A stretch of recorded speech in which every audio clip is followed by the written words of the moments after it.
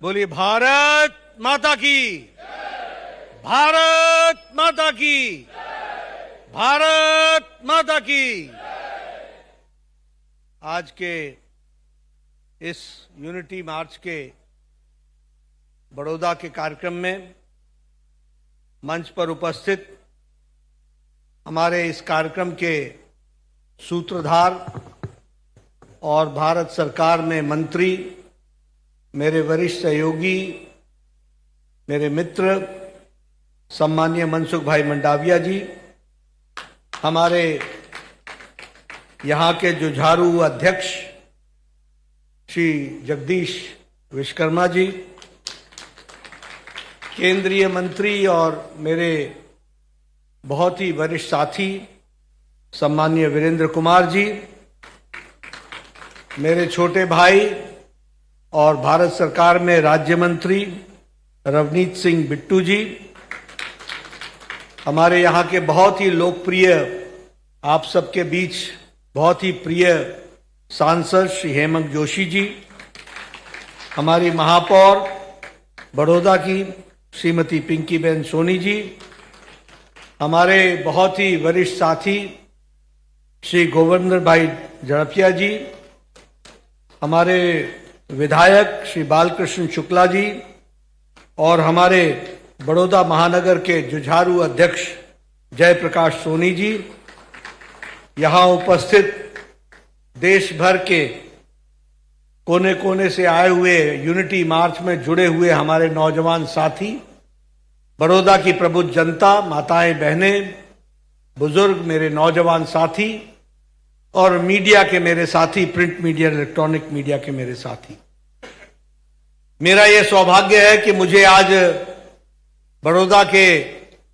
Unity मार्च जो कर्मसद से शुरू हुई है उसके चौथे दिन पर आप सबके साथ यहां पर इसमें समावेश होने का मुझे सौभाग्य मिला है। सबसे पहले तो मैं मनसुख भाई मंडाविया जी को बहुत ही और उनकी टीम को बहुत बहुत बधाई देता हूं, जिन्होंने आदरणीय प्रधानमंत्री मोदी जी की कल्पना को साकार करने में, उसको कार्य रूप देने में, उसको धरती पर उतारने में और सरदार साहब की स्मृति को देश भर के युवाओं तक पहुंचाने में आपने जो ये यूनिटी मार्च का कार्यक्रम लिया है, आपकी टीम को और आपको बहुत बहुत धन्यवाद और बधाई और साधुवाद। मित्रों, जब मैं सरदार पटेल की बात हम सब करते हैं तो हमें ध्यान में रहना चाहिए कि वो हमारे राष्ट्रीय हीरो, नेशनल हीरो तो थे ही, लेकिन सबसे बड़ी बात यह है कि वो राष्ट्र पुरुष, और राष्ट्र पुरुष के रूप में उन्होंने हमारे पुरातन देश की जो कल्पना थी उसको कार्य रूप करने का काम अगर किसी ने किया 2 साल के अंदर तो वो सरदार वल्लभ भाई पटेल ने किया। ये हमको ध्यान में रखना चाहिए। हम आज एक भारत श्रेष्ठ भारत, विकसित भारत की बात कर रहे हैं, लेकिन इसको एक भारत बनाने का जिम्मा, ये आज जो एक भारत, भारत का नक्शा हम देख रहे हैं, यह करने का काम सरदार वल्लभ भाई पटेल जी ने किया था। और हमारी ही पीढ़ी नहीं, हमारे पहले जो आजादी के बाद 4 दशक तक 4 पीढ़ियां जो खप गई वही नहीं, आने वाली अनेकों पीढ़ियां सरदार वल्लभ भाई पटेल को याद रखेंगी, जिसने भारत को एक भारत श्रेष्ठ भारत बनाने में अपना योगदान किया। अगर हम उनके जीवन के बारे में बात करें तो ऐसा नहीं है कि वह कोई गृह मंत्री बने तब उन्होंने कोई इस तरीके का काम किया। सरदार जी का जीवन सतत सच्चाई की खोज और सच्चाई के साथ साथ देने का काम, यह उनके जीवन का सतत प्रयास रहा था। हम सब जानते हैं कि वो अहमदाबाद के बहुत ही प्रतिष्ठित बैरिस्टर थे, वकील थे, बहुत ही प्रतिष्ठित बैरिस्टर थे। उनका नाम था, लंदन में उन्होंने पढ़ाई की थी, अच्छे विद्यार्थी थे और बैरिस्टर के रूप में, वकील के रूप में वो स्थापित थे अहमदाबाद में। लेकिन गांधी जी के आह्वान पर उन्होंने व्यक्तिगत जीवन को छोड़कर राष्ट्र जीवन जीना शुरू किया। इस बात को हमको समझ लेना चाहिए, गांधी जी के आह्वान पर। और हम सबको मालूम है, चाहे वो खेड़ा का सत्याग्रह हो, चाहे वो बारदोली का सत्याग्रह हो, दोनों ही सत्याग्रह और दोनों ही आंदोलन किसानों के पर हो रहे अन्याय, जो उनसे मामला लिया जाता था, जिसको रेवेन्यू कलेक्शन कहते हैं, फसल डूब गई, फसल खराब हो गई, लेकिन उसके बावजूद भी ये हमारे अत्याचारी ब्रिटिशर्स ने मामला को माफ नहीं किया, रेवेन्यू उनसे कलेक्ट करने का प्रयास किया। सरदार पटेल बैरिस्टर होने के बावजूद भी कोर्ट रूम को छोड़ करके अपनी धरती की सुगंध को लेकर के किसानों के साथ खड़े हो और उन्होंने खेड़ा आंदोलन किया।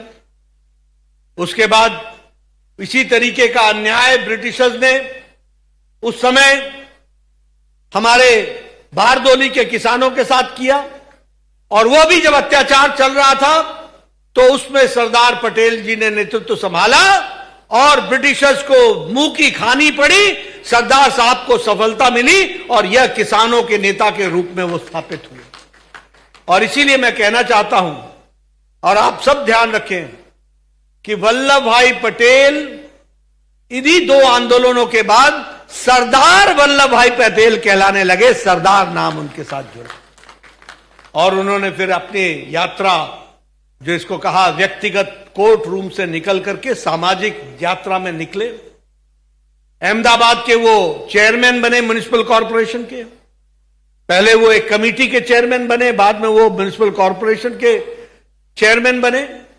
और आप देखिए कि ब्रिटिशर्स के राज में जो विक्टोरिया गार्डन था, वहां लोकमान्य तिलक की मूर्ति को स्थापित करने वाला और कोई नहीं था, भारत का लाल सरदार पटेल था। वो भी हमको ध्यान है। आज वो अहमदाबाद में तिलक गार्डन के नाम से जाना जाता है, लेकिन पहले वो विक्टोरिया गार्डन था। और उसकी मूर्ति को अनावरण करने के लिए हमारे गांधी जी को बुलाने का काम सरदार पटेल ने किया था। इसलिए ऐसा नहीं है, सरदार पटेल का जीवन मेधावी तो था ही था, लेकिन साथ में आजादी की लड़ाई के साथ साथ नए तरीके से देश को जागृत करने का काम सरदार पटेल ने पकड़ा था। और इसीलिए जब हम उनकी बात करते हैं तो हमें यह हमेशा ध्यान में रखना चाहिए कि किस तरीके से उन्होंने एक शौर्य का, एक हिम्मत का, एक कमिटमेंट का और एक सार्वजनिक जीवन के माध्यम से राष्ट्र को मजबूत करने के लिए उन्होंने अपने आप को समर्पित किया। यह हम सब लोग जानते हैं। उनकी जो लीडरशिप थी, वो बोलते कम थे, लेकिन वो एक्स्ट्रा ऑर्डिनरी लीडरशिप थी। वो बोलते कम थे, उनका एक्शन बोलता था, उनका किया हुआ काम बोलता था। इसको भी हमको ध्यान में रखना चाहिए।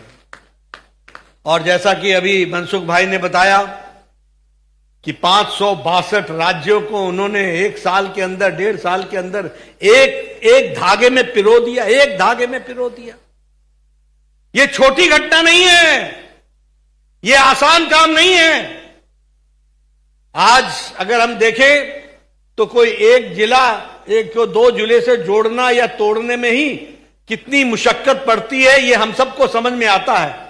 562 राज्यों को, और ऐसा भी नहीं है कि उस समय विरोध नहीं हुआ था। उस समय लोगों ने उनकी बात को सुनने से इनकार नहीं किया होगा, लेकिन सरदार साहब जानते थे कि राष्ट्र के लिए, देश के लिए यह आवश्यक है। इसलिए चाहे प्यार से, चाहे समझा के, नहीं तो सही तरीके से एक्शन करके समझाने का काम सरदार पटेल जी ने किया था। और इसलिए मुझे, अगर आप इतिहास के पन्नों में जाएंगे, और मैं नौजवानों से आह्वान करता हूं आप पढ़िए जरूर कि किस तरीके से सरदार पटेल ने 562 राज्यों को जोड़ा, कईयों को मनाया, कईयों की यूनियन बनी। यूनियन बनने के बाद उन्होंने अपनी बातों को रखने का प्रयास किया। सरदार पटेल ने सबको समझाकर, बुझाकर, दबाकर, जिस तरीके से भी, हर तरीके से उन्होंने 562 राज्यों को जोड़ा। और यह भी ध्यान में रखना चाहिए कि जब जूनागढ़ और हैदराबाद के निजाम ने नजरें बदली तो वहां मिलिट्री एक्शन करके भी उसको 500 उसको जोड़ने का काम किया। लेकिन इतिहास में यह भी आज अगर मैं न कहूं और नौजवानों को न बताऊं तो ये शायद मैं गुस्ताखी करूंगा। एक राज्य जवाहरलाल नेहरू ने कहा इसका फैसला मैं करूंगा। एक राज्य, और वो राज्य था जम्मू कश्मीर। क्योंकि वो कश्मीरी थे, उन्होंने कहा एक राज्य छोड़ दो, इसका फैसला मैं करूंगा। और वो फैसला क्या किया? देश की एकता और अखंडता में वो इतना बड़ा नासूर बना, जिसे हम धारा 370 के नाम से जानते हैं। धारा 370 के नाम से उन्होंने 562 राज्यों को सरदार पटेल ने इकट्ठा कर लिया, देश में जोड़ लिया, एक्सेशन कर दिया। और सरदार पटेल ने महाराजा हरि सिंह, जो वहां के राजा थे, हिंदू राजा थे, उनसे भी इंस्ट्रूमेंट ऑफ एक्सेशन, जो इंस्ट्रूमेंट ऑफ एक्सेशन जिसमें हस्ताक्षर करने के कारण वह राज्य भारत के यूनियन में विलय हो जाता था, उसमें महाराजा हरि सिंह को मना लिया और महाराजा हरि सिंह ने हस्ताक्षर कर दिया। उसके बावजूद भी जवाहरलाल नेहरू ने धारा 370 का अड़ंगा लगा दिया और एक प्रदेश ऐसा नासूर बन गया जहां अलग झंडा, अलग प्रधानमंत्री और अलग विधानसभा का नियम, यानी भारत का पार्लियामेंट का किया हुआ कानून वहां लागू नहीं होगा। वो लागू तभी होगा जब जम्मू कश्मीर की विधानसभा उसको पारित करती है। यह नासूर काम उस समय के प्रधानमंत्री जवाहरलाल नेहरू ने किया। आज मुझे बताना इसलिए जरूरी पड़ता है कि जब हम सरदार को याद करते हैं तो हमको ध्यान में रखना चाहिए कि देश की एकता और अखंडता के लिए काम करने वाले कौन थे और कैसे देश को कमजोर करने का काम हुआ था, यह भी हमको ध्यान में रखना चाहिए।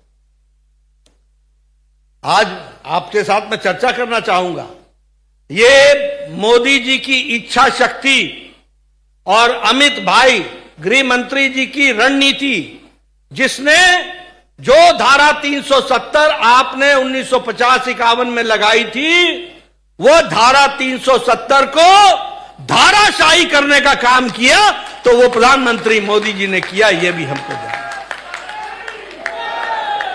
हम कहते थे भारत एक है और एक देश में दो निशान, दो संविधान, दो प्रधान। ये कैसा जम्मू कश्मीर था? आप सोचिए, आपको जानकर के आश्चर्य होगा। 2020 के 5 अगस्त को जब प्रधानमंत्री मोदी जी ने और हमारे सांसदों ने उनके नेतृत्व में उंगली से दबा करके धारा 370 को वोट के आधार पर 2/3 में उसको हरा दिया और धाराशाही कर दिया, तब जाकर के जम्मू कश्मीर कानून की दृष्टि से एक लड़ी में पिरोया गया। यानी सरदार पटेल का सपना पूरा किया तो नरेंद्र मोदी जी ने किया। इसको भी हमको ध्यान में रखना चाहिए। और कैसा था जम्मू कश्मीर, बताऊंगा आपको। आजकल ये बड़े कांग्रेसी नेता रिजर्वेशन रिजर्वेशन रिजर्वेशन की बात करते हैं।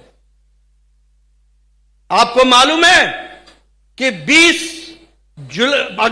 5 अगस्त 2020 के पहले जम्मू कश्मीर में रिजर्वेशन नहीं था।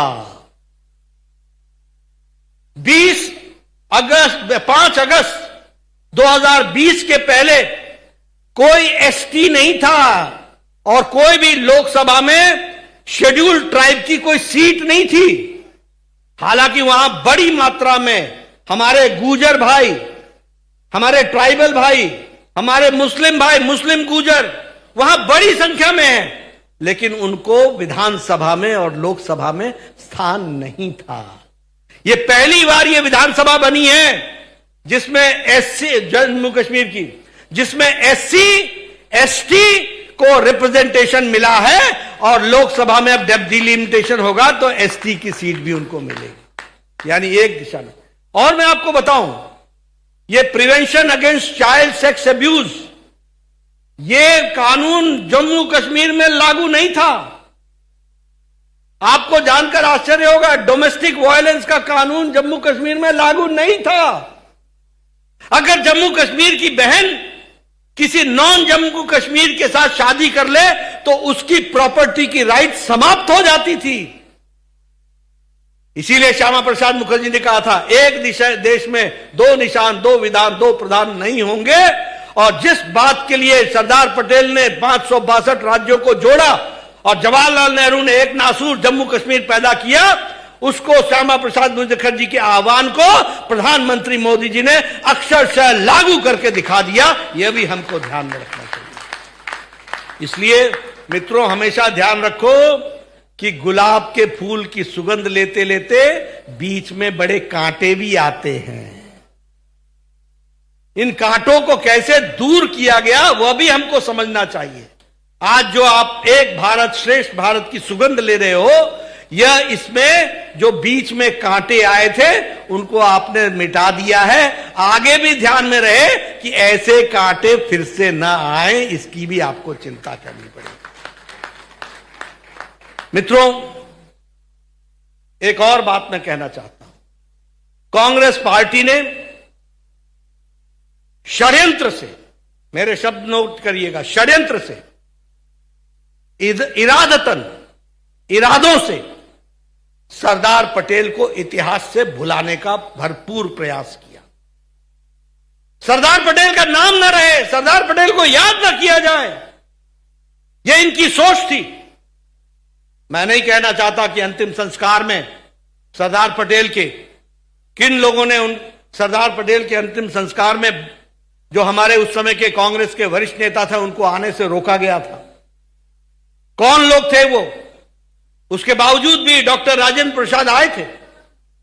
लेकिन यह प्रयास उसी दिन से हो गया था जिस दिन सरदार पटेल ने अंतिम सांस ली थी, और वो इतिहास के पन्नों में दर्ज न हो, इसका कुत्सित प्रयास, इसका बुरी नीयत का प्रयास कांग्रेस पार्टी ने लंबे समय तक चलाया। यह भी हमको ध्यान में रखना चाहिए।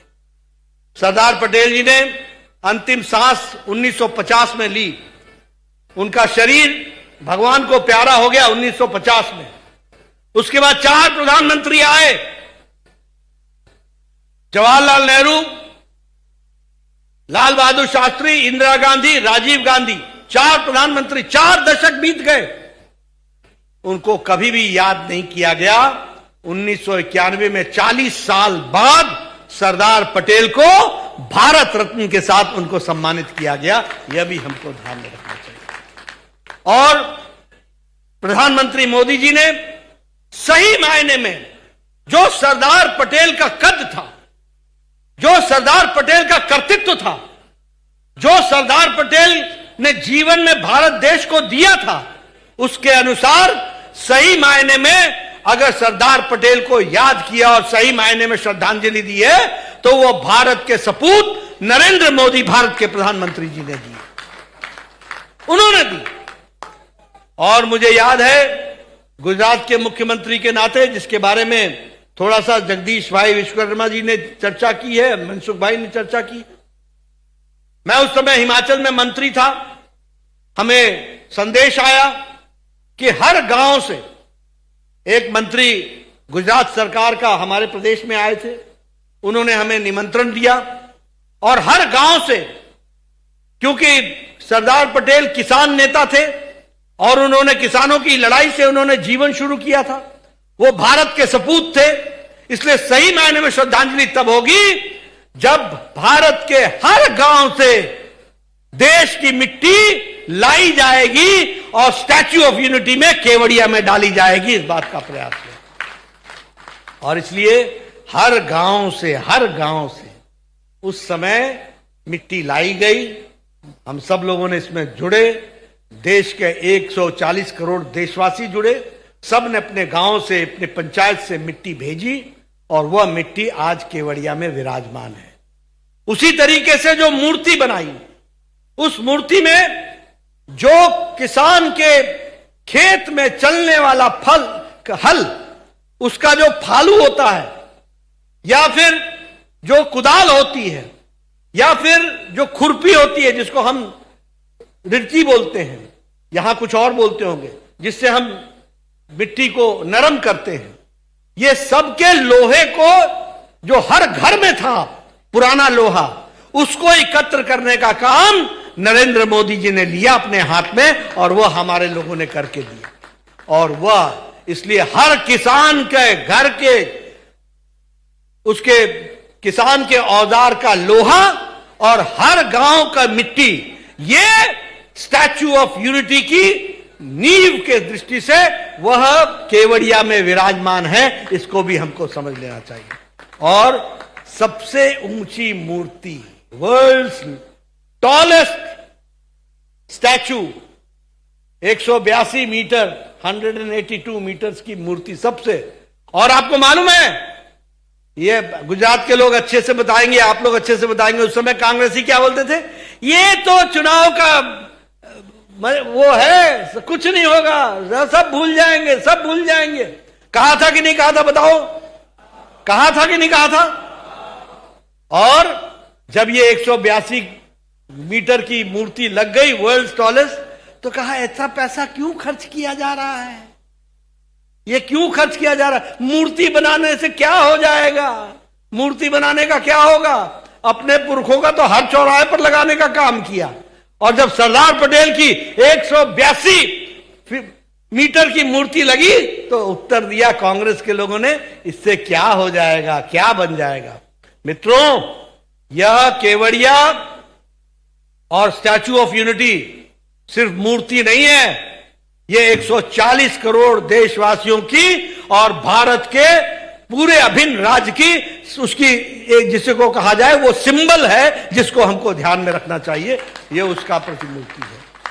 और इसलिए मित्रों, मैं जरूर ये कहना चाहूंगा कि इस यात्रा के माध्यम से जो काम हुए हैं और जिसको बहुत अच्छे तरीके से गंगा प्रवाह, नर्मदा प्रवाह, हमारे यमुना प्रवाह और गोदावरी प्रवाह, इसके माध्यम से और साबरमती प्रवाह भी हमने जोड़ा है। इन सब के माध्यम से आप सब लोग जो जा रहे हैं और इस यात्रा में अपने अपने को शामिल कर रहे हैं, ये मानना, मैं नौजवानों से कहना चाहूंगा, आप ये मानना, आप इतिहास के पल के आप साक्षी नहीं हो, आप उस घटना के पार्ट एंड पार्सल हो, इस बात को समझ लेना। ये आपको सौभाग्य मिला है, ये आपका सौभाग्य है कि आज जब हम सरदार पटेल को याद कर रहे हैं उनके 150वें जन्म जयंती पर, तो आपको वो मौका मिला है कि उनके जन्म स्थान करमसल से चल करके आप केवड़िया तक जा रहे हैं और उस यात्रा के आप अभिन्न अंग बन रहे हैं। इसके लिए आपको बहुत बहुत बधाई। आप सदा याद रखना कि आप इतिहास के पाठ में दर्ज हुए हो। इन्हीं शब्दों के साथ मैं पुनः हमारे आयोजकों को, मनसुख भाई को, उनकी टीम को बहुत बहुत बधाई देता हूं और साथ में आप सब लोगों को इस यात्रा को आगे बढ़ाने के लिए अपनी शुभकामनाएं देता हूं। बहुत बहुत धन्यवाद। जय भारत, जय गुजरात।